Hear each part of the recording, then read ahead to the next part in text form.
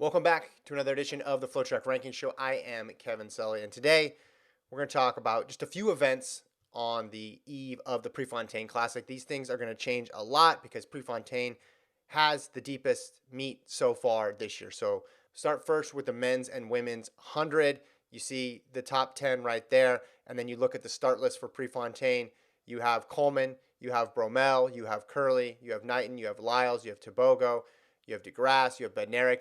No Lamont Marcel Jacobs, he's scratched. No Bracy, no Baker. So some names are missing, but there's still a lot to watch for. Obviously, people are going to be very intrigued with the Coleman, Bromell, Curley battle, but I have my eyes on Erriyon Knighton. It's been about 1 month since Knighton ran the 19.49 in the 200 at LSU, which was a shock for everybody, even the people who were super optimistic about his future just because of where that time ranks historically.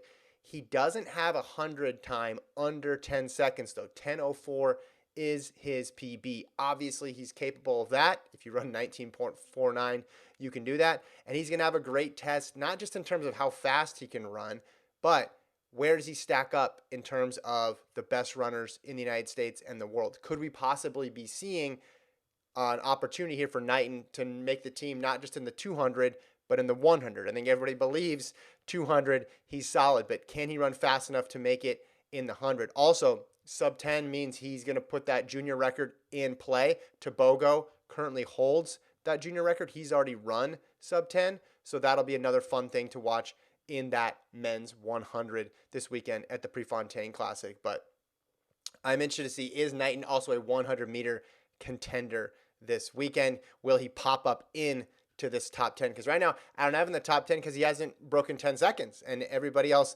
on this list either has broken 10 seconds this year or last year ran very fast and medaled. So keep an eye on Knighton this weekend. Let's move over to the women's 100-meter top 10. A couple changes here. The big thing, Elaine Thompson-Herah holds on to the number 1 spot. She scratched out of the Birmingham race, but then went and ran in Jamaica. We've already been through that. We don't need to go over that and analyze it again. But she looks really good in all these races, cruising sub 10s or sub 11s. Sub 10s would be something.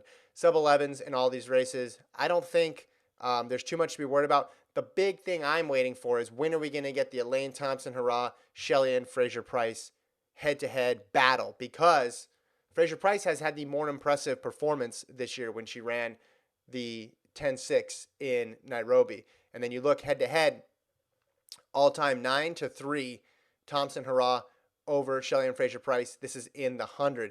But you notice they always bring out the best in each other. When they compete, it's usually 1-2 every single time. And we saw how fast they ran against each other last year when they pushed each other, not just at the Olympics, but even post-Olympics was actually better in terms of the marks they put out, because you had Fraser-Price going 10.60 in Lausanne, and then you had, well, before that, you had Thompson-Herah 10.54 at Pre. The big change, the big mover, though, was Dina Asher-Smith, who goes all the way up to number 5. And you could argue she should be even higher because she actually beat Shrika Jackson in this race. I still have her 5, raced at home, but was looking like the 2019 Dina Asher-Smith. Here's a race from 2021. Looked really sharp, and if you think, hey, she's probably even going to be better in the 200, that bodes well. We haven't seen the fast 200-meter race yet, but that was a big move up for Asher-Smith as expected. I didn't think she'd be out of the top 10 for very long. So Dina Asher-Smith back in the mix. Wanted to highlight a couple other people who should be higher or should be even ranked that aren't. I just thought was sort of interesting. So you have in the women's 400, Shawnee Miller-Weibo, Thingmo, and Paulino.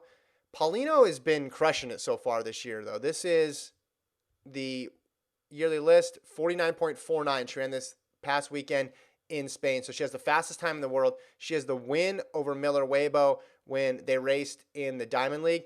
But it's tough to make the argument that, yeah, she should be permanently over Miller-Weibo based on all that we know about Miller-Weibo. And, hey, Miller-Weibo's run fast this year, too. She had the one bad race in Doha. I'm willing to write that off and say travel or not fully in form yet. And then are you going to put her ahead of a Thingmo? Thingmo's looked great in the 400 this year. Now, the good news is for Paulino, Mo's probably not going to run the 400 at the World Championships. So then she slots nicely into the silver medal position, poised potentially to pull an upset. But that's one of those where it's like, man, you could have her 2, you could have her 1, but I still have her number 3. Another one that I want to look at is the women's 1500. And we saw in Birmingham, Laura Muir and Jessica Hull, 402, 403.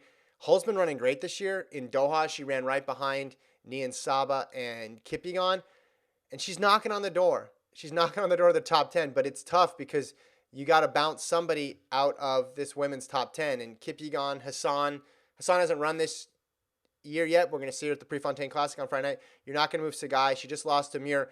And then that Ethiopian contingent was so solid indoors, churning out fast time after fast time.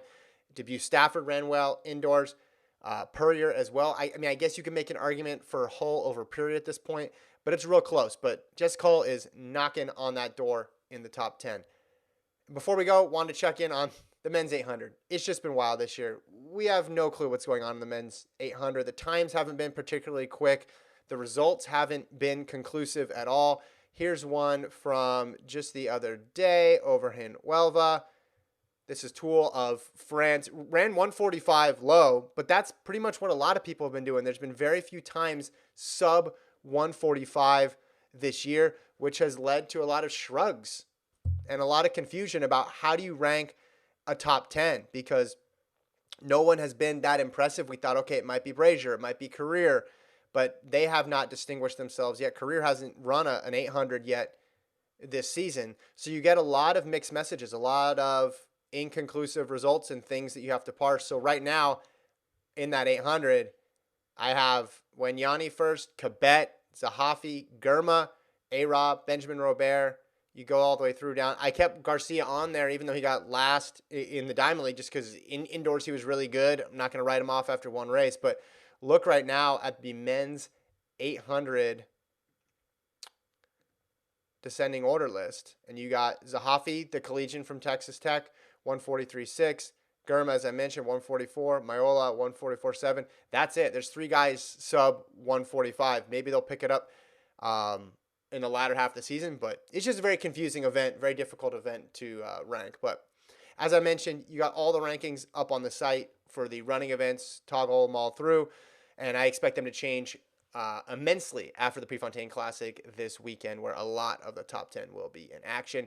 That's it for this edition of the FloTrack Ranking Show. Be sure to subscribe to the FloTrack YouTube page for more. We'll talk to you guys next time.